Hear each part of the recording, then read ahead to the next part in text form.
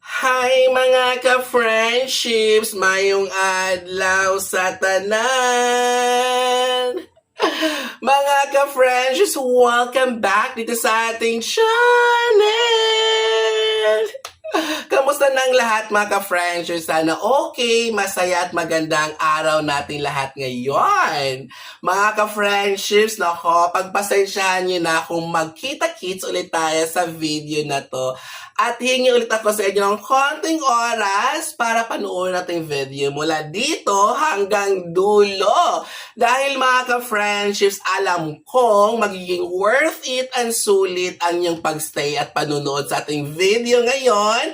Dahil alam ko rin na nagbabalak kang magpa-reclass next year o kaya nagpasa ka na ng papel for reclassification sa career progression, di ba? Tapos may schedule ka na for BI or behavioral event interview. Aminin mo. So mga ka-friends, magstay kayo dahil kailangan na kailangan natin ang content na to. So Sir Jun, saang position po yan na sample ng BI?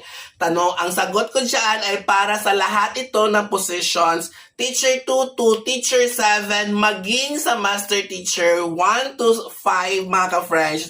Pwede ito sa lahat ng positions. Bakit? Dahil lahat ng sample nating questions and answers ay nangyayari sa loob ng classroom, mga non-classroom observable indicators or NCOI. Kaya mga ka-friendships, nako, magstay kayo, huwag kayong aalis. At baka nakalimutan mo, ang dami mo nang napanood na video natin sa ating channel at hindi ka pa nakapag-subscribe. Baka naman this time, mag-subscribe ka na at click mo ang bell para ma-notify kayo kapag mag-upload tayo ng video. Ganun yan. At i-share mo sa ating kapwa ka-friendships kung alam mo naman na kailangan niya mga ganitong content para makapag-follow at subscribe naman siya. Maging blessing tayo sa kapwa natin mga ka-friendships para mas maraming blessing na darating sa atin din. Ganun yan! So mga ka-friendships, ito ang ganda dahil mga ka-friendships, pang Miss Universe ang sagutan natin sa mga questions natin sa BEI. And, mga ka-friendships, lahat itong mga indicators na to ay base siya lahat sa NCOI. Kaya nako, ang ganda ng mga questions at ganda din ng ating answers. Bakit? Naka-align at angkla din siya sa STAR approach. Ano yung STAR? Situation, and ang T ay task, ang A ay action, ang R ay result. Yan mga friends, ang karamihan na hinihingi ngayon ng division. Mag-STAR approach style tayo sa sagutan ng BI. Kaya gawin niyo ito kapag kayo ay mag-BI or mag-interview na sa inyong reclass. Good luck! So, handa na ba ang lahat? Okay, kung handa na, kumuha na kayo ng papel at ballpen dahil ayokong masayang inyong oras dito. Magsulat, mag-jot down, mag-take notes sa lahat ng mga questions ng ating content ngayon at sample answers din. So kung sakali mang hindi kayo makasunod dahil sa super bilis ng ating bebeg, i-post nyo lang ang video natin habang kayo nagsusulat. And then, i-play ninyo kapag nakatapos na. O at manamaya after ng video natin, mapanood ang buong video hanggang dulo, i-double check nyo ulit ang inyong mga sinulat by rewatching. Sa pamamagitan ng panunood ulit ng ating video, nako, only lang naman tayo, di ba? So, only panunood. So, panoorin ulit-ulit ng paulit-ulit hanggang makompleto at mailagay, maisulat ang lahat ng ating sample questions and answers. Okay?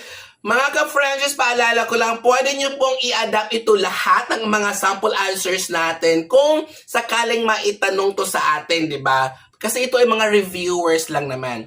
Pwede nyo ring i-revise sa sarili nyong problema. Kasi nga, di ba, may situation. So, yun ay mga problem, di ba? May action, anong ginawa mo. So, may task ka, di ba? So, may may result kasi naka-star nga approach tayo dito, mga ka-friendships. Alright? So, ready na? Dahil ready na ang inyong Lola magsimula. Okay? So, simulan natin sa unang question. Okay? So, ito mga ka-friendships. Tell me about a time you used a research-based strategy to help struggling learners. So, star approach tayo, S muna. Situation. My grade 4 learners had difficulty in fractions. Problema ko yon sa classroom ko, mga friends. Totoo naman talaga, mahirap naman talaga ang fraction, di ba? And then, ang ating task ay I needed to help them visualize the concept. Ang next ay ang action. I use the CPA or concrete pictorial abstract approach, a research-based strategy, period.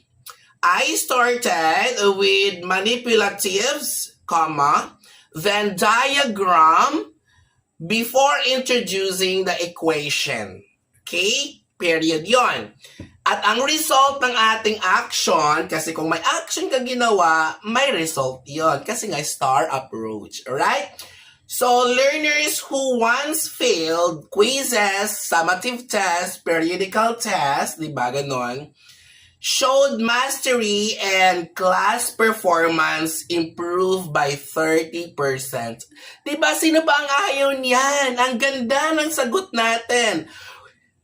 Maikli, yes. Short, yes. Pero mga ka-friends, direct kang sumagot sa question at naka-star approach.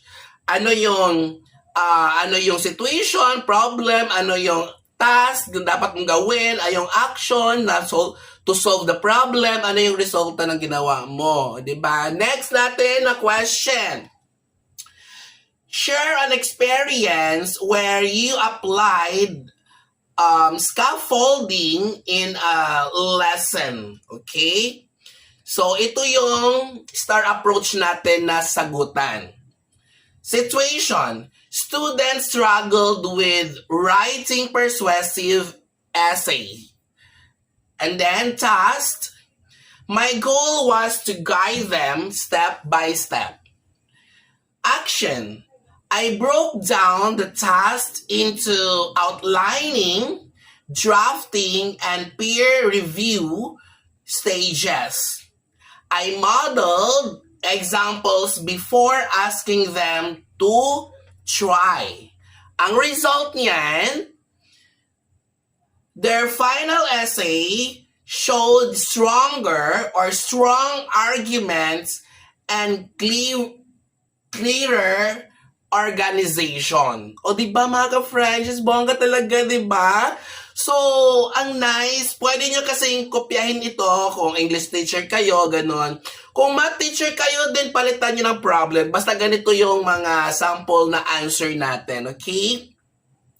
Kasi pwede siya pang secondary, pang elementary. So, kung ano yung hawak mong subject, focus ko sa problem mo ng klase mo. Kasi mas maganda kung ang answer natin ay i-base natin sa ating experience sa classroom. Okay? So, next question. How did you use differentiated instruction in your class? Itong third question natin, mga friendships, napaka-common nito. Nangyayari ito sa pang-araw-araw natin na pagiging teacher at madalas itong tinatanong sa ating principal, ng ating master teachers, sa atin, kasi kahit sa ating CO, classroom observation natin, so dapat may differentiated instruction tayong in-apply sa ating lesson, activity, ganon. So ito yon ang sample answer natin. Star approach. Okay. Sa S, situation, my learners had mixed abilities in science. So ibig sabihin, iba-iba ang learning style ng mga learners niya sa science o kaya sa math, ganon. And then, ang task niya ay I had to design activities suited to all levels.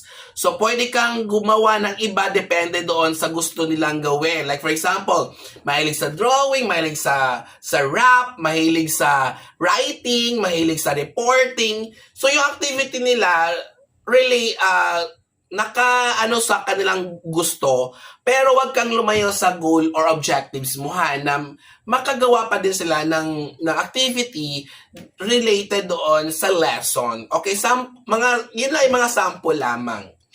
And then, ang action niyan ay, I created tired worksheets, basic recall tasks for struggling learners, and inquiry-based tasks for advanced students.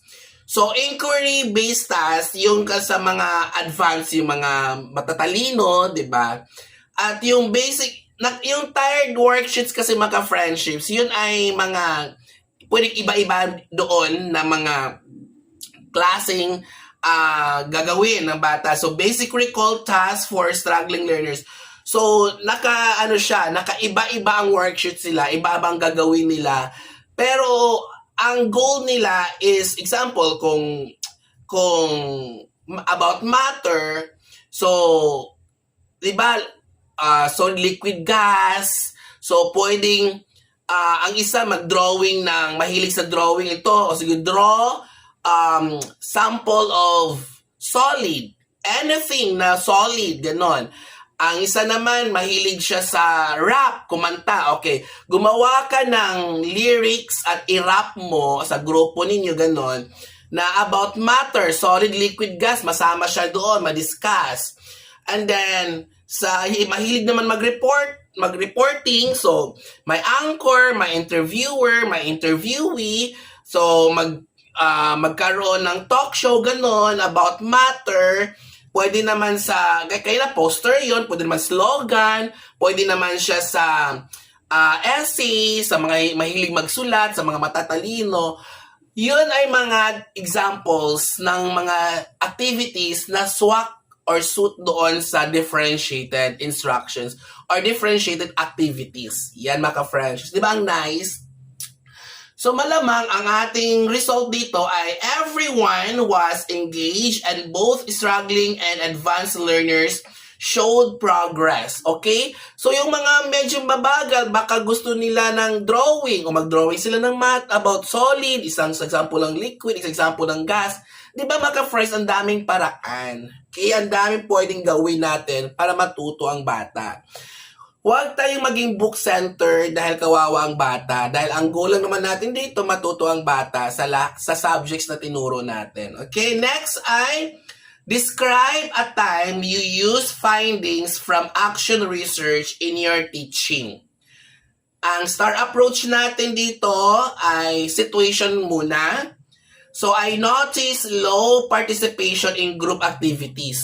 So, tamad, antukin, ganun.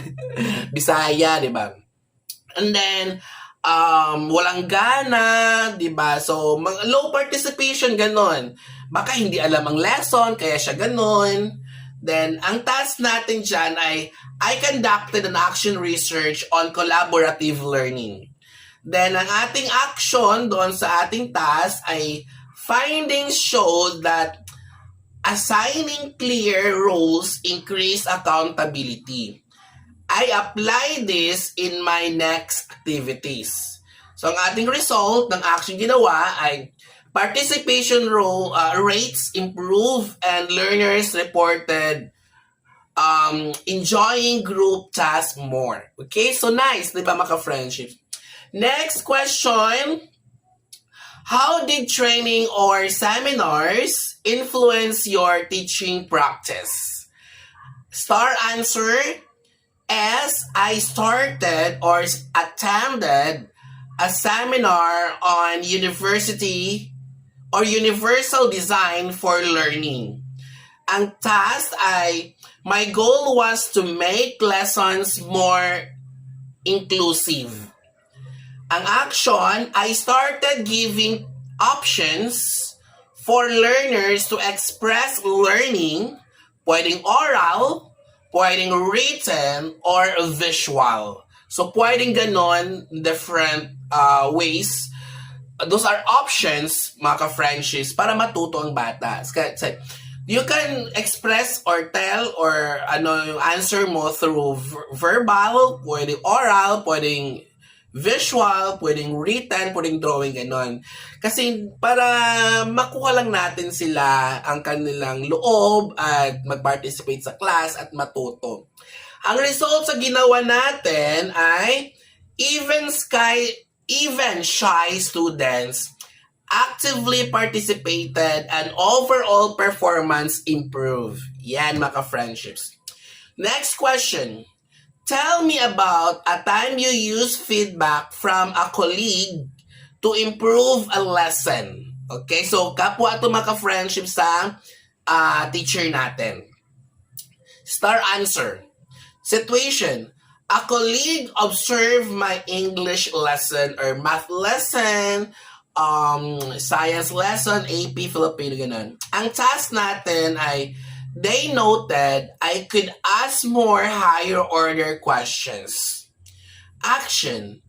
I redesigned my lesson plan to include hats in recitation and activities.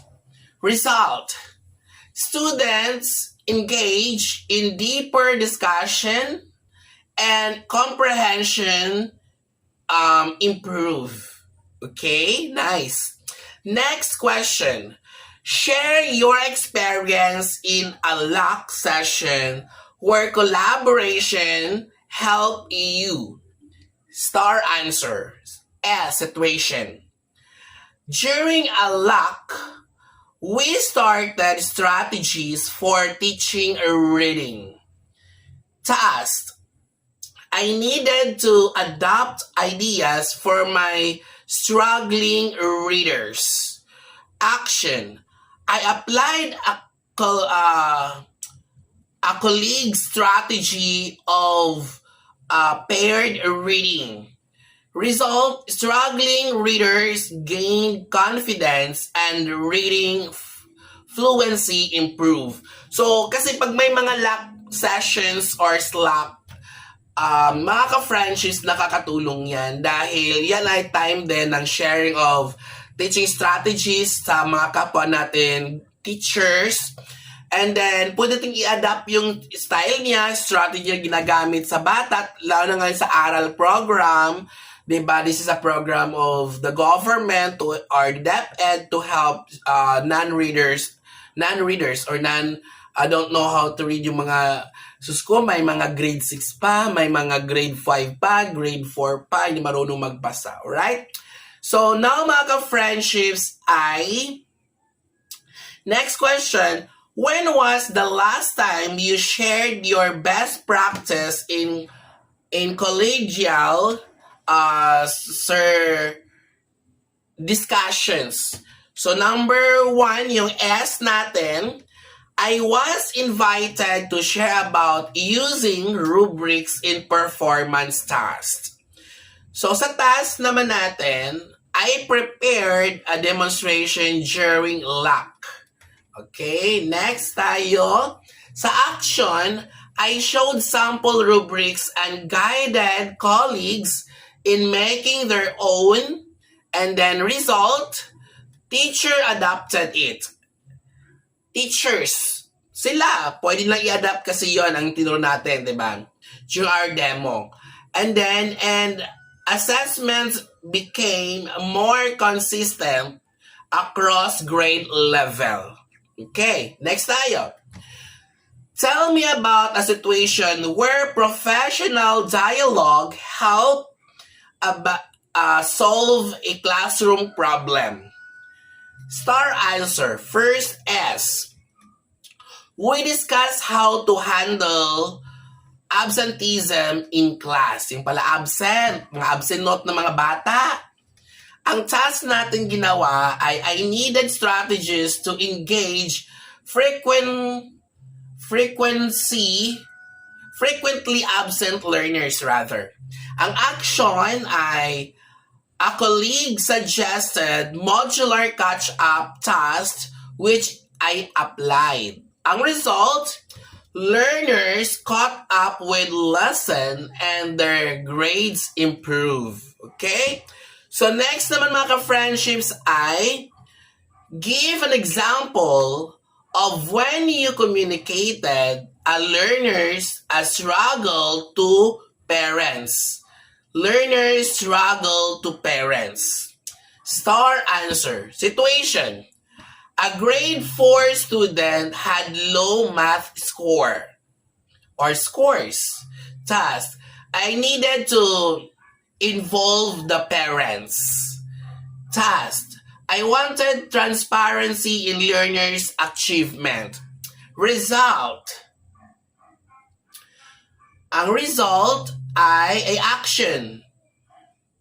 Okay. I called conference, explained the data, and suggested home practice strategies. Ang result naman dyan, sa ginawa nating action ay, with parent support, the child improved by the next quarter.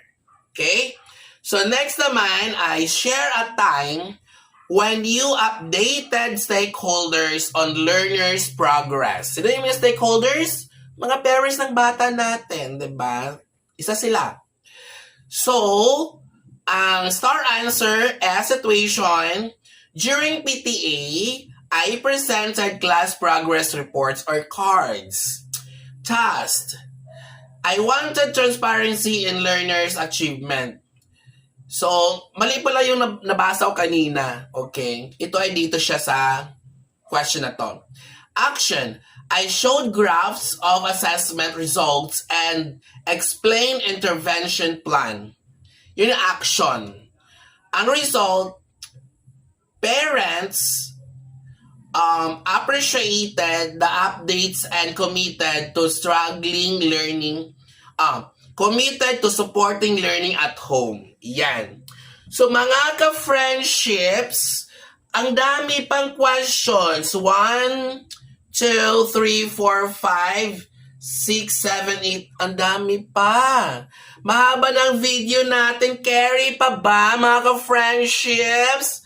Kamusta na kayo dyan? Nandyan pa ba kayo? Nako, mahaba talaga to. Describe how you effectively use simple communication tools. Sample question yun. Start answer natin. Situation. Some parents were unable to attend meetings. Task. I had to ensure they were still informed. Ang action, I sent progress report through SMS or messenger and email. Ang result, parents stayed engaged and learner outcomes improve. Alright? Question. Next question tayo. Naku, haba na itong video. 22 minutes. Tell me about a time your communication prevented a problem from worsening. So, nagpa-prevent sa posibleng maging malalang problema. So napigilan. So, answer, situation. A student showed declining performance and attendance. Yun ay problema. So, anong ginawa para ma-prevent yung magiging worse na problem? Yes, possible magiging worse. Task, I needed early intervention. Yes, action agad. Intervention. Action. I contacted the guardian or parents and explained the situation. Together, we develop a support plan. Yes, yun ay intervention. Ginawa mo. Result, a student gain focus and improve academically. Huwag mong hintayin magiging worse ang problem kung alam mo naman na magiging problema talaga yan. How did you build strong partnerships with parents through communication? Answer. S. Parents wanted to be more involved in the classroom activities. Task. I created opportunities for collaboration. Action. I invited them as resource speakers in Career Week. Result. Parents felt valued and students enjoyed learning from real-life experiences. Next question. Share a time when assessment data changed your lesson plan. Star answer, situation. A diagnostic test showed weakness in multiplication. Task. I had to reteach the skill. Yan. Action. Revise. So I revise lesson plan to include more drills, games, and visuals. Result. Quiz summative test scores improved by 40%, showing effectiveness. Next question. Describe when you created ILPs based on test results. Star answer. Some student consistently failed spelling test. Task. I had to individualize support. Action. I prepared ILPs, ang ILPs ay individualized lesson plans, okay? With daily spelling practice. Result, after 4 weeks, learners showed significant progress. Next question. How did you use data to design enrichment programs? Star answer, situation. High-performing student finished tasks early. Task. I needed to challenge them further. Action. I give them research-based projects and leadership tasks. Result. They develop higher-order thinking and leadership skills. Next question. Give an example of data-driven remedial teaching. Star answer. Situation. Post-test results showed poor comprehension skills. Task. I created remedial sessions. Action. I used guided reading strategies twice a week. Result. Students' comprehension improved and they caught up with peers. Next question. How did you share assessment insights with colleagues? Star answer, situation. In a LAC session, I presented data on learner errors in math. Tasked to seek suggestions and refine strategies. Action. I shared analysis charts and collaborated on strategies. Result, we developed effective interventions benefiting multiple classes. Diba nakatulong? Pag-share mo ng problema sa mga colleagues mo through Slacks, nakatulong ka doon. Bakit? Napag-usapan yon at maaaring may similar problem at nahiya ng ibang teachers doon pag-share through you are sharing your problem and they are commenting they are suggesting the best strategies for that. So maaaring na-solve yung problem mo at nakatulong din tayo sa ibang mga kapwa teacher na nahiyang mag-share. Kasi yung iba kasi nahiyang mag-share not because mahiyain but because nahiya sila dahil failure yun sa pagiging teacher. Dapat tayo mga teacher hindi mahiya. Maging open tayo sa kapwa natin teacher dahil ang problema na yan kung hindi ma-solve yan, magiging kalaban natin ng parents at magiging kaawa-awa ang bata sa future. Okay? Huwag natin hayaan na hindi matutunan ng bata at maiwan lang problema. Okay? Next 3 questions na lang mga ka-friendships. Tell me about a time when reflection guided your improvement plan. Star answer, situation. My evaluation showed I needed better ICT use. Task. I included this in my IPPD, yung individual plan development natin. Tama ba? Improvement plan, ganun. Sa IPCRF natin.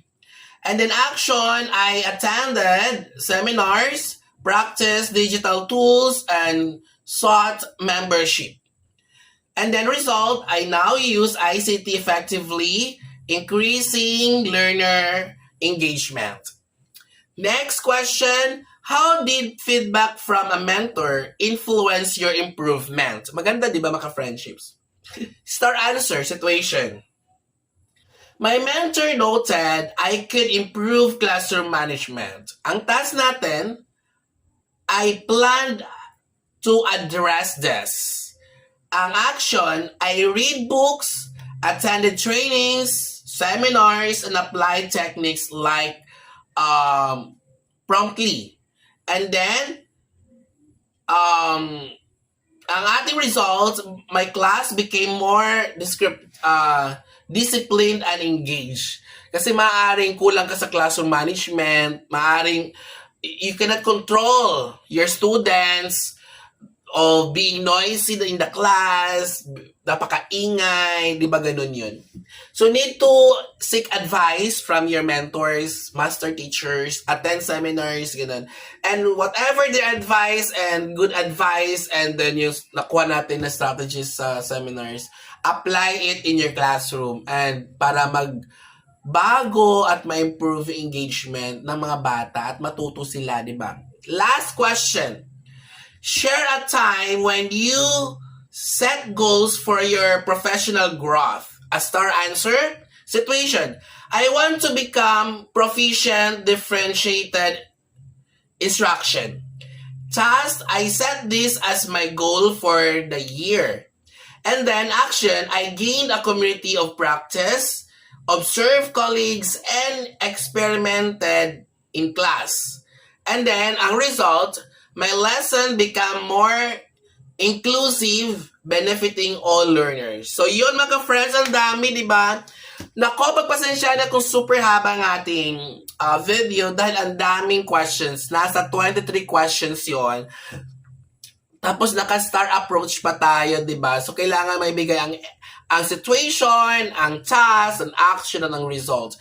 So mga ka-French, I wish na may natutunan kayo. At kung gusto niyo pong panood muli ang video para makuha lahat ang mga sagot natin ang sample questions, i-rewatch ninyo, panood ulit ang mga video. Ang video na to mga ka-friendships para maging perfect tayo sa ating BI.